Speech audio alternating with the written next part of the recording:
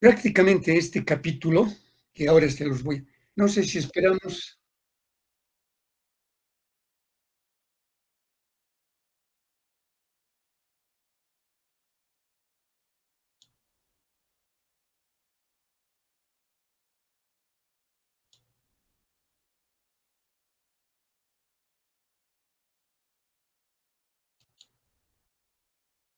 A ver quién más ha entrado.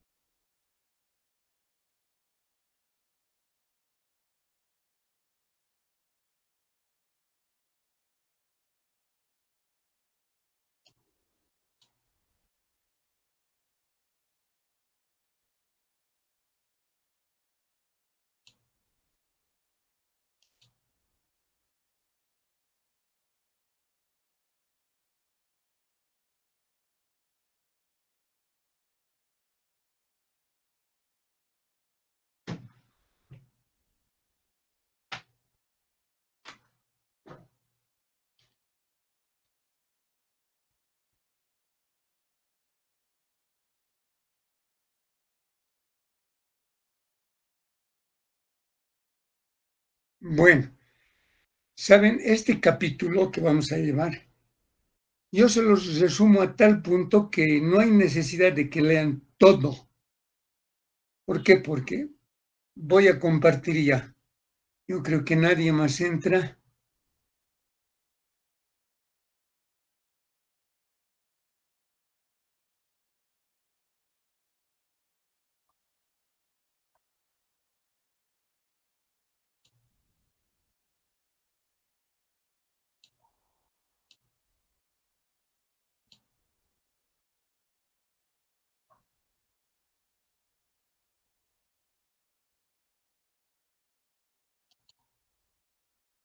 O sea, lo grande les voy a dar. La regulación de la expresión genética.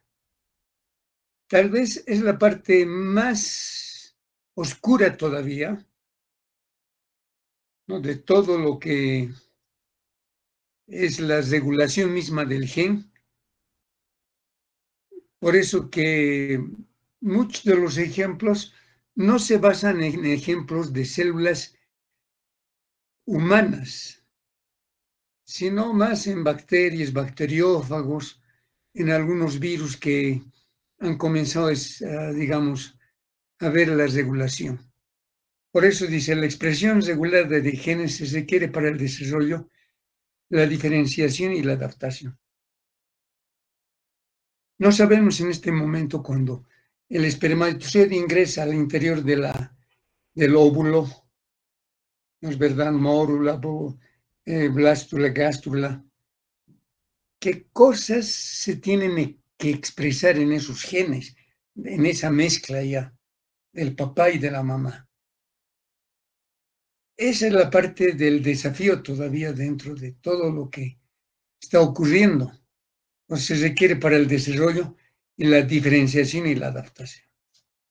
Entonces, algunos parten de una forma bien simple, ¿no? Dice, los efectos de la regulación positiva y negativa sobre la expresión del gen. Hay un regulador que ni conocen qué es, pero hay un regulador que está presente y hay un regulador que está ausente.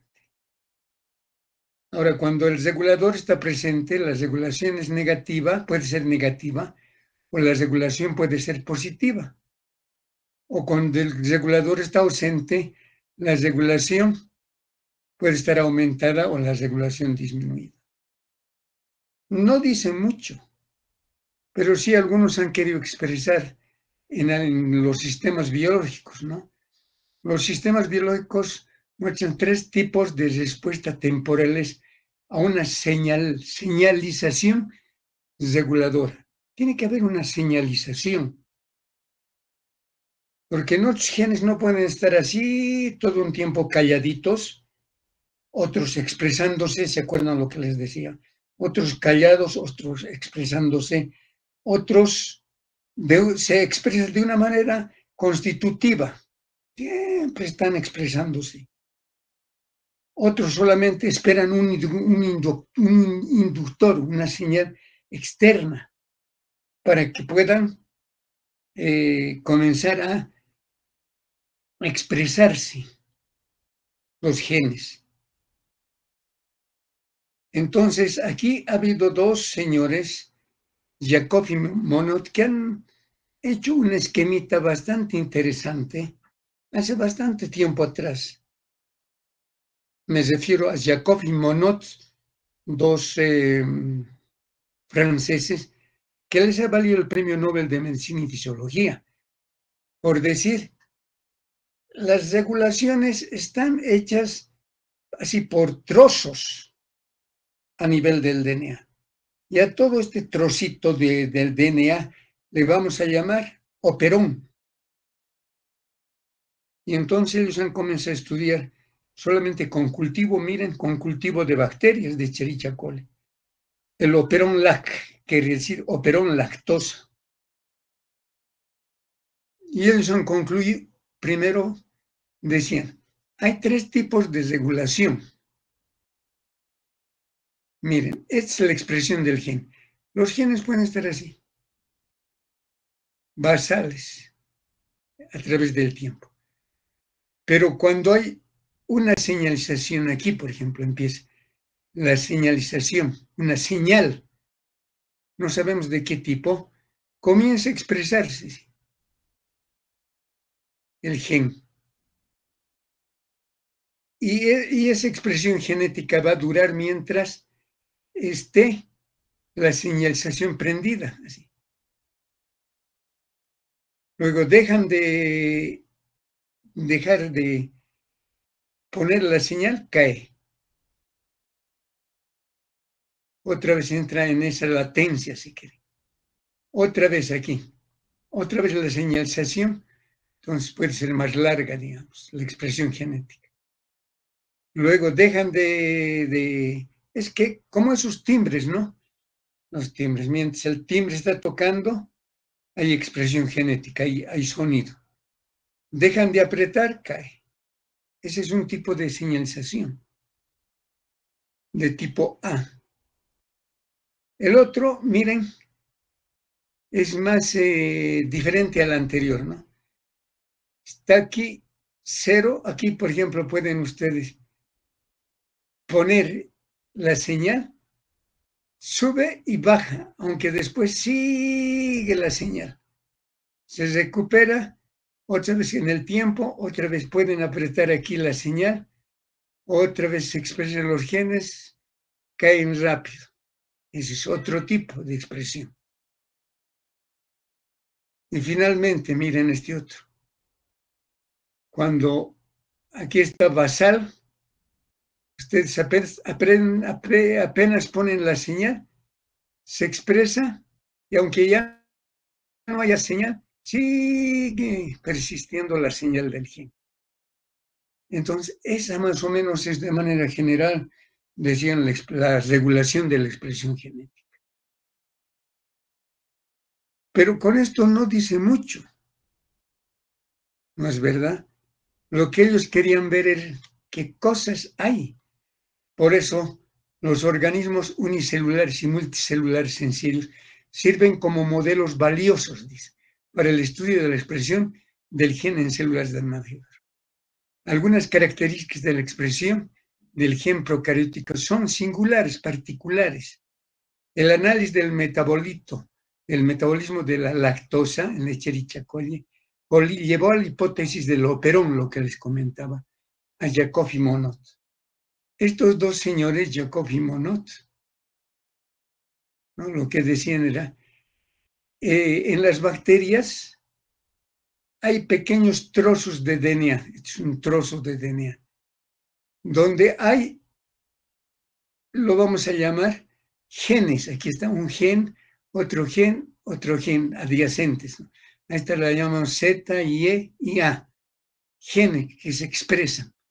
Al ladito hay una regioncita que la vamos a llamar operador. Ellos así lo llaman. Y un poquito por allá, corriente arriba, ya saben qué es corriente arriba, la llaman el sitio promotor. Y un poco más allá tienen un otro gen que se llama gen LAC, inducible. Entonces, ellos tratan de ver eso, por eso dice aquí, las relaciones posicionales de los genes estructurales y reguladores del operón LAC. Z codifica para la beta-galactosidasa, Y para una permeasa y A para que codifica para una tiogalactosidasa, transacetilasa. Y el LAC L codifica para una proteína represora del operón LAC. Esta es la que reprime a todo esto. Y entonces ese es el modelo que ellos lanzan, solamente haciendo cultivos. Por eso es hipotético esto. Sin embargo, ellos ya tratan de ver cómo se regula. Por ejemplo, normalmente estas no pueden transcribirse ni traducirse, este gen Z, este gen Y y este gen A. Sino, ¿por qué no pueden?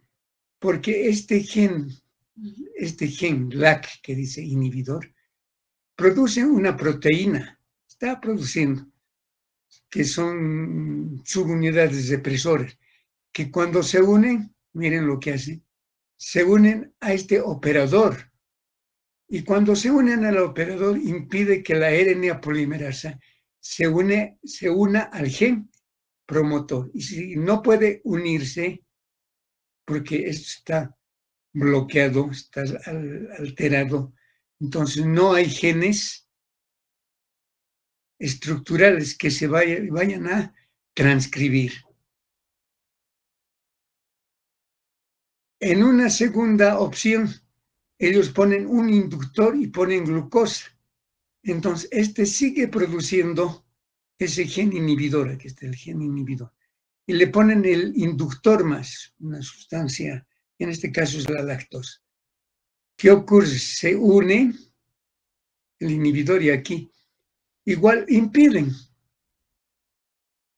Y entonces dice la RNA polimerasa no puede unirse con eficiencia al gen promotor porque no hay AMP cíclico CAP unido, porque por aquí han encontrado otro gen que es importante y actúa vía AMP cíclico. O sea, cada vez iban encontrando una cosa que iba, digamos, de acuerdo a lo que ellos estaban buscando. Y finalmente, miren, ellos encuentran que aquí, donde tiene que unirse la RNA polimerasa, ¿no?, el gen promotor, hay un sitio que actúa vía AMP cíclico. Miren ese AMP cíclico. Entonces, aquí se forma este inhibidor. El inhibidor quiere unirse aquí al operador, pero estos inductores son los que promueven y hacen que la RNA polimerasa se una.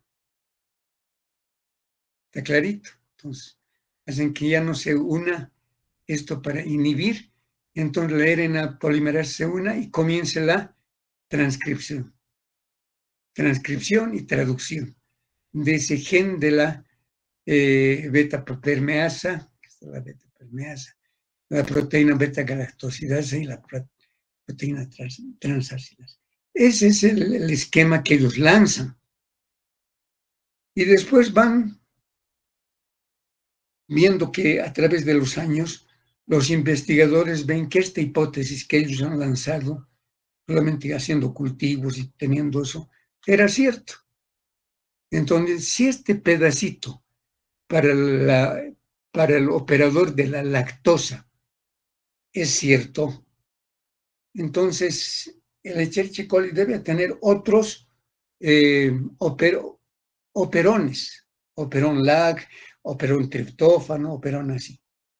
Y entonces ahí mismo uno se da cuenta de que toda la transcripción, traducción en células de bacterias es ya complejo.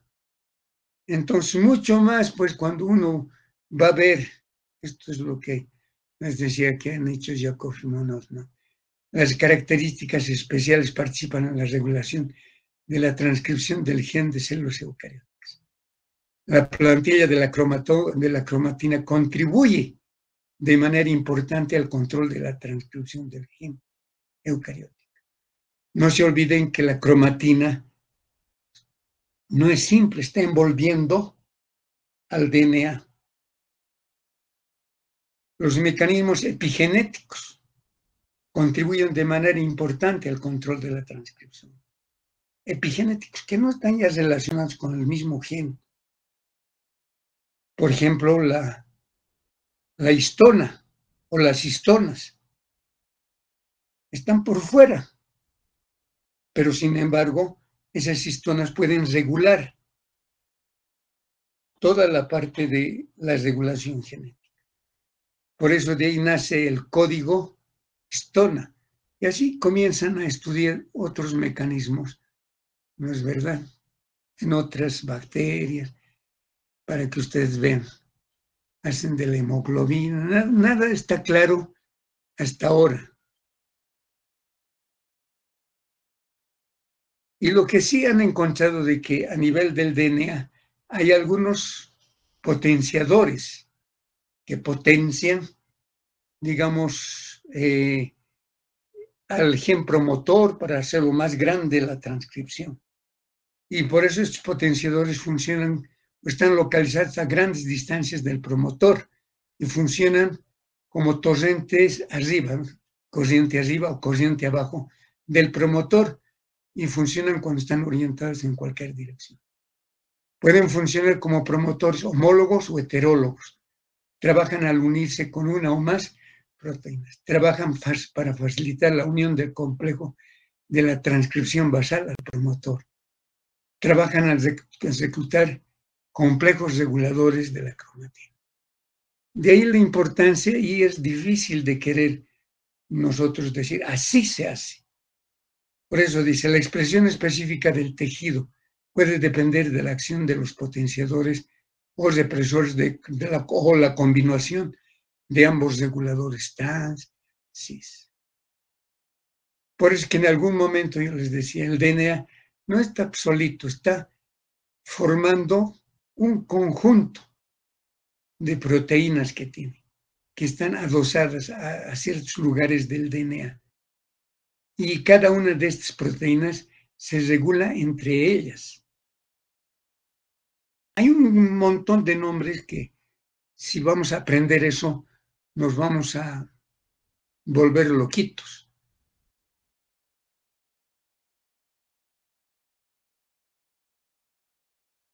Y entonces es mucho más fácil explicarse por otros mecanismos todavía. De ahí la importancia que yo les decía, pues. Ahí en el DNA siempre hay unos elementos, les decía, elementos de respuesta, que son trocitos de DNA, elementos de respuesta, en este caso a la hormona. Miren que pueden estar a diferentes lugares, porque es ahí donde actúan también las hormonas, pero esas hormonas no actúan directamente sobre el DNA, sino actúan sobre una proteína que está aquí, que está en contacto sobre este elemento de respuesta a la hormona. Y ese a su vez, esta proteína que puede estar aquí, unida, tiene domain, tiene sitios. Y esos sitios, esos dominios pueden estar en contacto con otras proteínas. Y esas proteínas pueden estar en contacto con otras proteínas. Y entonces, al estudiar todo esto, los domain, todo eso, nosotros vemos que hay cierto tipo, por ejemplo, aquí tienen un gen, aquí tienen otro gen, ¿no es verdad? Por ejemplo, tienen aquí un gen con un elemento. Este es el elemento, vamos a decir, ¿no? Aquí, que están en contacto directamente una proteína. Y hay proteínas que se enclavan aquí así. Y regulan de una manera diferente. Esta es la parte difícil de comprender. solamente son modelos hipotéticos. Por eso que esta parte de la regulación, ustedes tienen que tomarlo con cuidado. Solamente por eso que yo no les pregunto muy a fondo, sino que las partes más sobresalientes, así como se los he mostrado. El operón lag, por ejemplo. Ahora, dice, varios motivos componen los dominios de unión del DNA de proteínas de factores de transcripción celular. ¿Se acuerdan que tanto yo hablaba de los motifs? ¿Qué son? Son cierto tipo de proteínas que están en relación con el DNA. Esos motivos navideños, que son unas proteínas con una formita bien especial. Hasta ahora se han descrito 3 dominios y eso tienen que saber bien. ¿Cuáles son? El motivo de unión, hélice, giro, hélice. ¿Dónde se encuentra? En la Escherichia coli, en fagos y en mamíferos. Y regulan todo esto. Otros son los dedos de zinc. ¿Y de dónde se encuentra? En la Escherichia coli, en las levaduras, en la drosófila, en el Xenopus, es un tipo de sapo, en los mamíferos. Y regulan todo esto hasta ahora. Otra es la cremallera de leucina, donde se encuentran levaduras y mamíferos. Regulan todo esto a través de cierto tipo de proteínas. Estos son algunos ejemplos. Yo les voy a preguntar estos reguladores, este y este, que por ahora se llaman también motifs.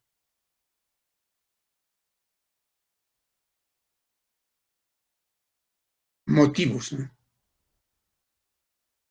Y esos son, miren, alfa, hélice, alfa. Miren cómo se unen y regulan. Y los son los dedos de zinc.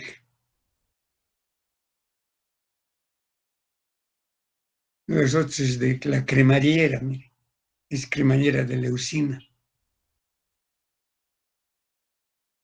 Estas características especiales, unas proteínas bonitas hechas, que cuando los han aislado han dicho, qué bonitas, las llamaremos motifs, pero en ese tiempo no sabían para qué era.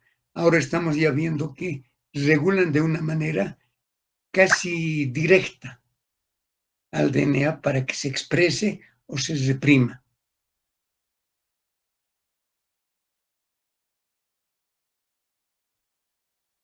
Después ustedes van a ver que todo esto a su vez, hay lugares así donde ustedes van a encontrar cuando este sitio está activo, este sitio depende de otra proteína y a su vez cuando esto tiene y hace un tipo de operación, aquí está activo, aquí está inactivo y cuando digamos encuentra su receptorcito bien exacto, comienza a ser activo. Y de esa forma está regulando cierto tipo de genes. Ahora, no sabemos en realidad si estos genes, no es verdad, si estos genes que, digamos, son regulados por el mismo DNA. Lo que hasta ahora estamos viendo que el DNA se puede regular por sí mismo, esa es la grande pregunta. Por eso que recientemente se ha abierto ese campo bien grande, el DNA basura.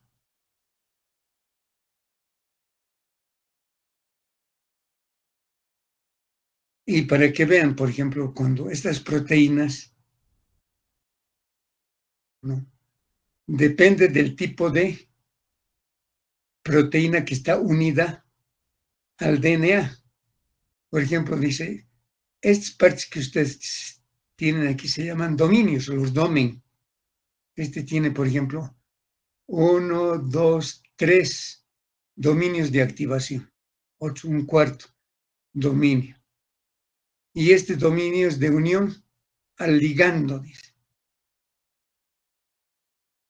Entonces, ¿qué significa? Que de afuera puede haber una proteína que se liga aquí, que se une, el ligand, que puede ser una hormona también. Puede haber otra proteína. Esta misma proteína, como tiene varios dominios, esta parte de aquí se une al DNA propiamente. Por eso dice dominio de unión al DNA.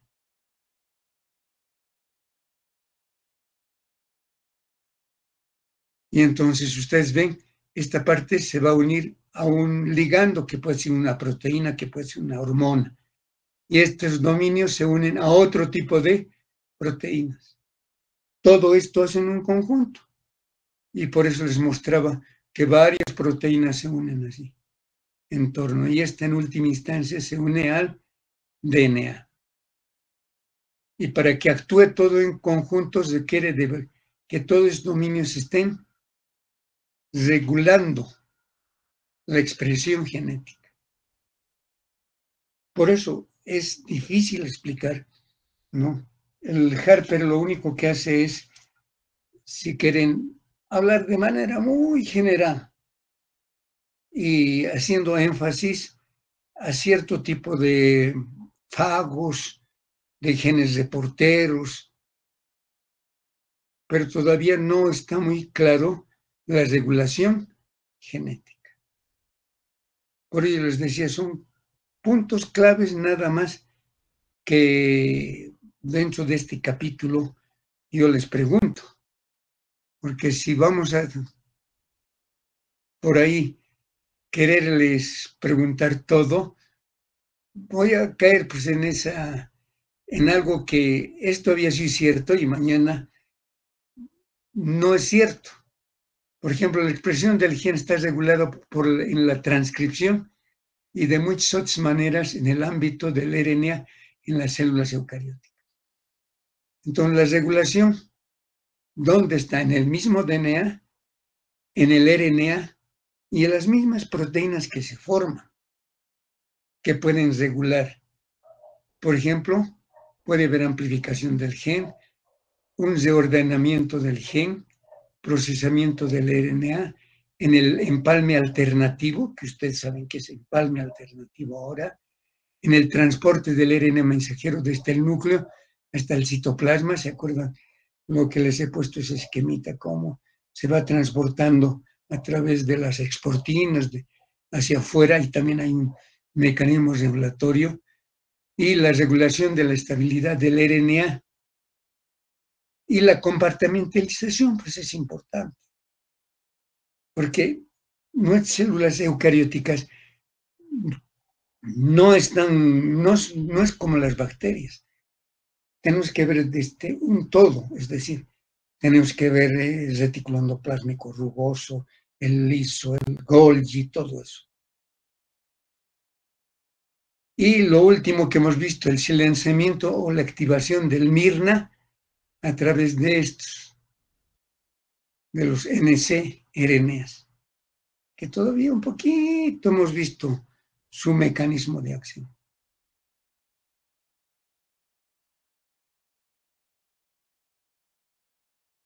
La regulación del gen en procarióticas y células eucarióticas difieren en algunos aspectos importantes. Por ejemplo, los miRNA modulan la expresión del gen al alterar la función del RNA. El procesamiento del RNA alternativo es otro mecanismo de control. Los genes eucarióticos se pueden amplificar o reordenar durante el desarrollo o durante la respuesta a fármacos. También eso hay que tomar en cuenta. O la regulación de la estabilidad del RNA mensajero proporciona otro mecanismo de control. Y aquí vemos un mecanismo, por ejemplo, estos dos genes se pueden amplificar así varias veces, porque hay un sistema de amplificación a nivel genético.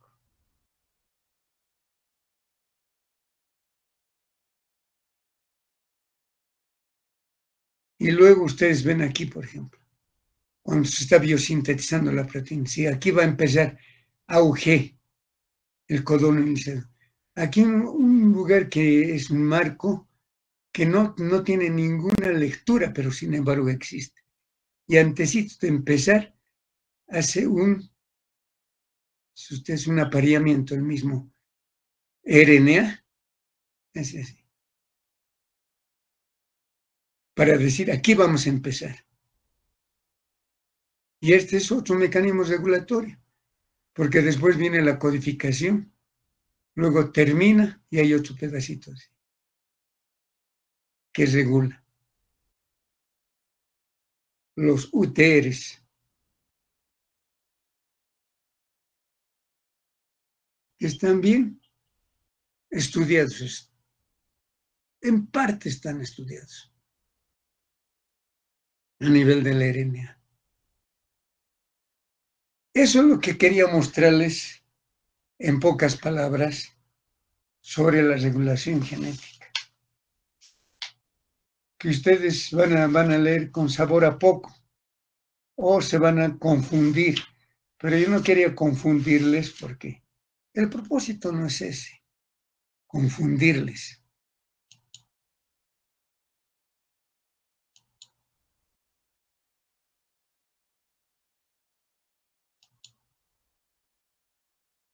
¿Tienen alguna otra preguntita? Para mañana ya terminar con lo que se llama la última partecita, pues, de regulación genética y genética molecular del DNA recombinante y tecnología del DNA recombinante.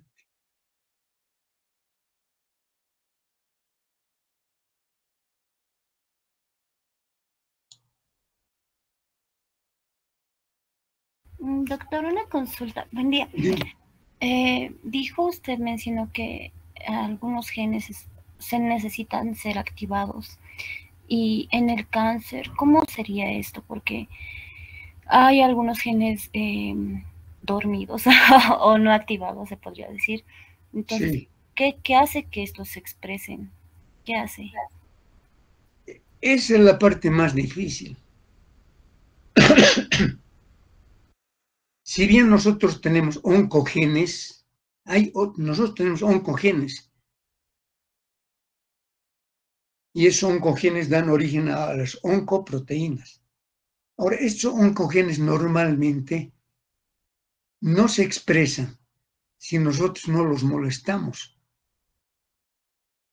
Ahora, esos oncogenes pueden mutar, pueden cambiar, porque nosotros estamos siempre sufriendo mutaciones a nivel del ciclo celular, por ejemplo.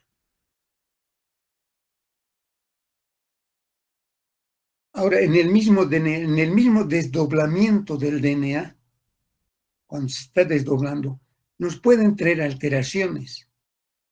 Y eso no conocemos bien, recién hay artículos nuevos. Ahora, de que hay susceptibilidad, por ejemplo, en el cáncer de mama, que es bien frecuente. No todos los cánceres de mama son iguales. Y por eso que los medicamentos no actúan de manera igual. En algunos les va bien, en algunos les va mal. O no producen ningún producto, o sea, ningún provecho. Por eso que el cáncer no hay que verlo desde un solo punto de vista. En el cáncer está bien metido la regulación genética. Pero como ustedes están viendo, la regulación genética no está bien clara. Ahora, de que sobre esa base de que se conoce, están queriendo hacer nuevos tratamientos, modificando, por ejemplo, con tecnologías modernas, con el mismo CRISPR que se puede modificar algo, pero no a nivel de células germinales, sino células que ya están somáticas, es decir, por ejemplo, el tipo de leucemias, cierto tipo de, el mismo cáncer de mama, el retinoblastoma, la hemofilia, hacer una terapia génica. En algunos da resultados, en algunos no da resultados. Por eso que el día de mañana un poquito vamos a ver. No, yo les comentaré nomás. Por ejemplo, las células madre. Hay dos tipos, las heterólogas y las homólogas. Heterólogas que vienen de otro individuo, pero que no es igual que la incompatibilidad sanguínea. Si es de uno mismo, esas células no las podemos duplicar por ahora, pero son buenas porque esas células que a uno le sacan del líquido medular y se las vuelven a poner, eso se llama trasplante homólogo. Eso da algunas veces buenos resultados. En el hospital del niño ya están haciendo niños. Pero todavía falta conocer la parte bioquímica. Ahora, lógicamente, de ese tiempo a esta parte, ya algunos están estudiando con mucho más detalle la bioquímica del comportamiento de la duplicación, ¿no? ¿Por qué no se duplican en ciertas condiciones las células madre? O quitándole su poder antigénico a las células heterólogas para utilizar, digamos, células madre de otro individuo, afín. Entonces, esa es la lucha en este momento. Y ustedes están viendo, está relacionado con todo este capítulo, que todavía está así, oscuro, está como estuviese amaneciendo, no se ve todavía bien.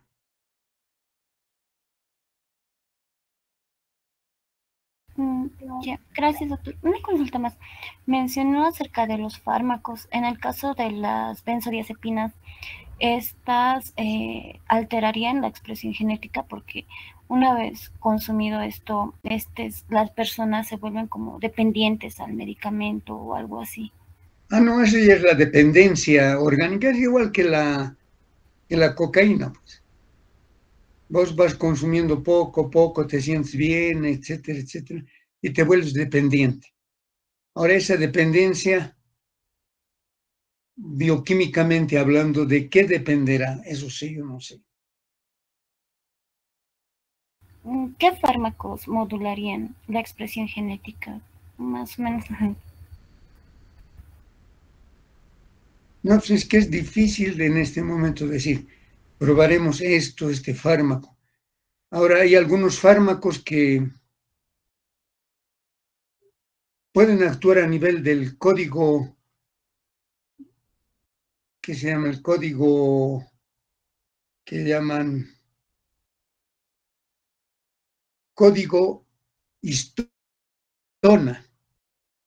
Saben que las histonas se acetilan y se desacetilan. Eso también les voy a preguntar. ¿Se acuerdan? Tienen diferentes funciones. Pero donde más han enfocado es a nivel de las histonas propiamente.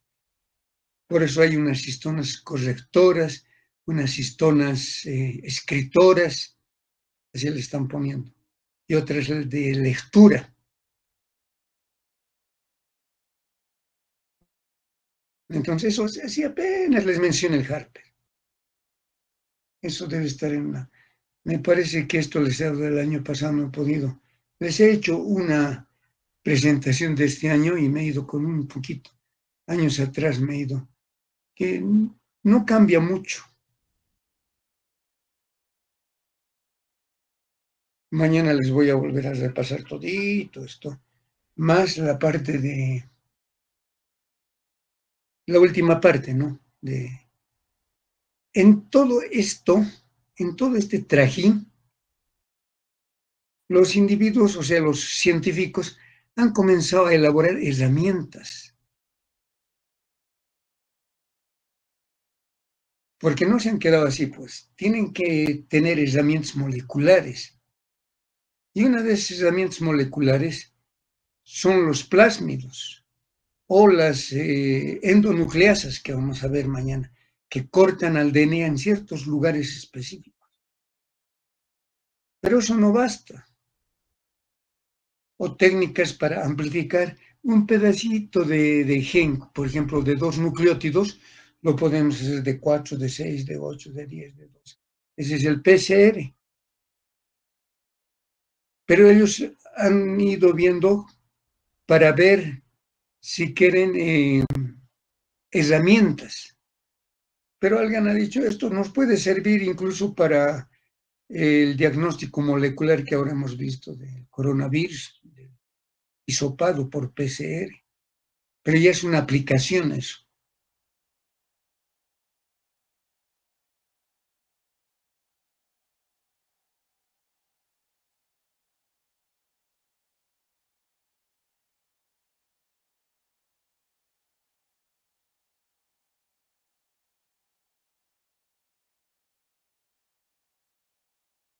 Ya, doctor, gracias. ¿Tienen alguna preguntita? ¿Alguna preguntita? No sé si estaban viendo de la página de la figura 3411, les voy a hacer. La Y, ¿qué significa? ¿O en qué RNA se encuentra o en qué molécula? Ya saben, ¿no? Toditos. ¿Dónde les he dicho que está?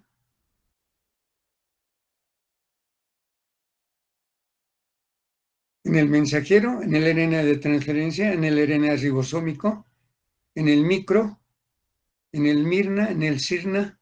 ¿En dónde?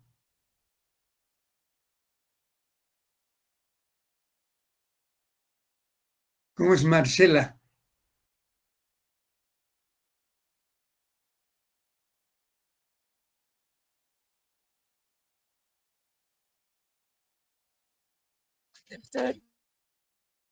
¿Dónde se encuentra? ¿Dónde has leído?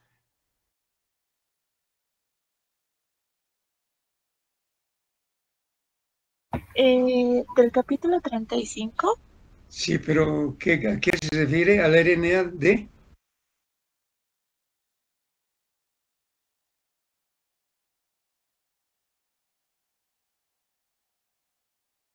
A ver, voy a buscar, doctor.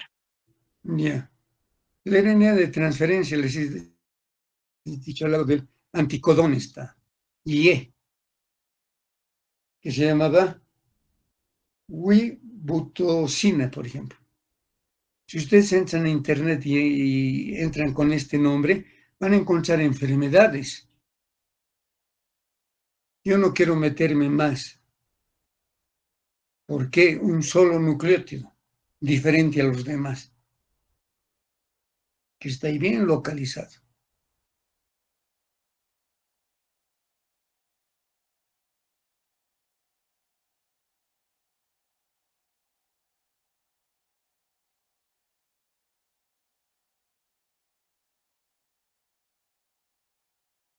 Bueno, no tienen más preguntas. Nos vemos mañana. Chao.